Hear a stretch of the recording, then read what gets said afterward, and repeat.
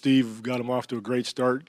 He just ran it right down our throat to start the game, and was the major reason for 13 fast break points in the first half. So the Suns jump ahead 1-0 in the best of 7. They are now 6-0 all-time when Steve Nash reaches 30 points and 10 assists in a playoff game. Jay Rich really stepping up his game as well after averaging under 16 points per game during the regular season. Richardson now scoring 24 a game in the second season.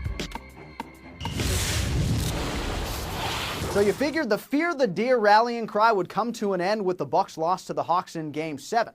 What you didn't figure was that Bucks fans would actually come to literally fear the deer. This stuff you just can't make up. As Bucks fans watched Game 7 on Sunday, 2 deer burst through the glass doors of a suburban Wisconsin restaurant. The 2 Bucks were eventually wrestled to the ground and brought outside, where they ran off to safety. Safe to say they now fear the deer in Milwaukee.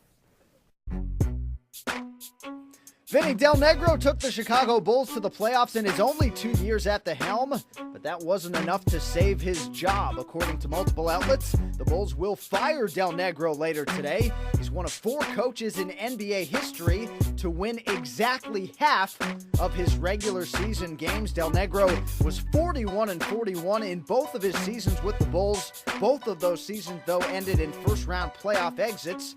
As for bright spots, his .500 winning percentage is actually better than any Bulls coach since one Phil Jackson.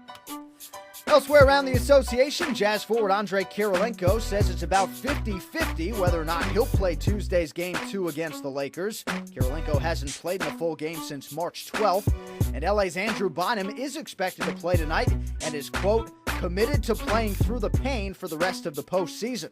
The 7-footer dealing with a slight tear in the meniscus of his right knee. The Lake Show looking to go 2-zip up on the Jazz at Staples. Just playing, just being out there, it's going to be a challenge, but it's something I think I can do. I did an all right job yesterday, and I'm just going to get better. I don't know how limiting his injury is and how hurtful it is, but he seemed to move around pretty well last night. Right now, I'm really just out there for the additions, with things that are changing, things I'm going to do, and then in here lifting weights, really.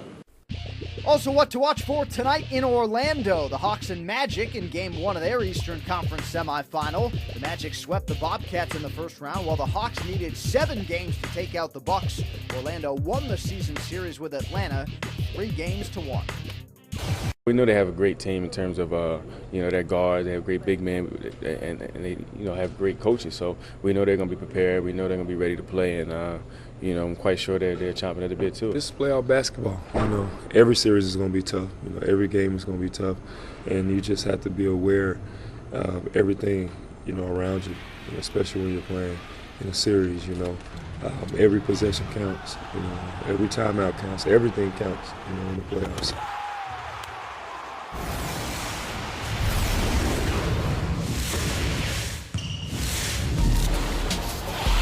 And now time for our dunks of the night at number 3. Antonio McDyess still playing and rocking the reverse. For the San Antonio Spurs look like a totally different team offensively in this third quarter.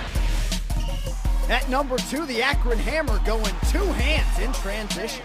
LeBron James whipping by Michael Finley. Yeah, there was nothing Michael Finley could do. And topping our list, the number 1 dunk of the night, it's Amari.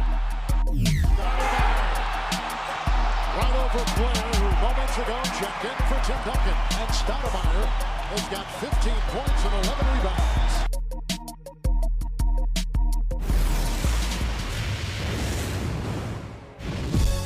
Rajon Rondo put on a passing exhibition against the Cavaliers. His 19 assists in the win ties the all-time Celtics playoff record. Rondo also did it last season, and the great Bob Cousy did it twice. Amazingly, Monday night, Rondo didn't even have an assist in the fourth quarter. What he does have, the Daily Dime honors with our stat sheet stuff of the night.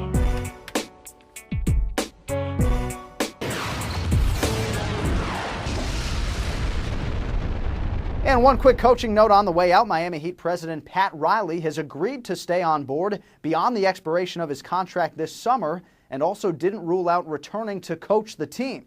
Riley said he is very confident the Heat will be able to re-sign Dwayne Wade, and should D. Wade ask Riley to coach the team, he said he would have to give it some thought. All right, that'll do it for the Daily Dime. As always, we appreciate you watching. For our producer, Jade Hoy, I'm John Anik. As always, we take you out with the call of the night.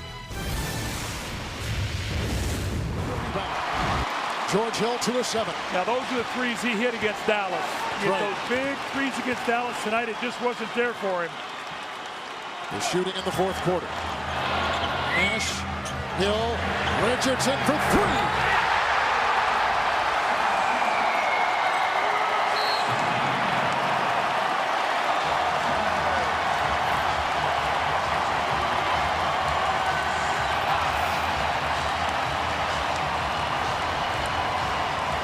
This is their favorite play. They call this short. It's a screen roll. They throw it to Grant Hill.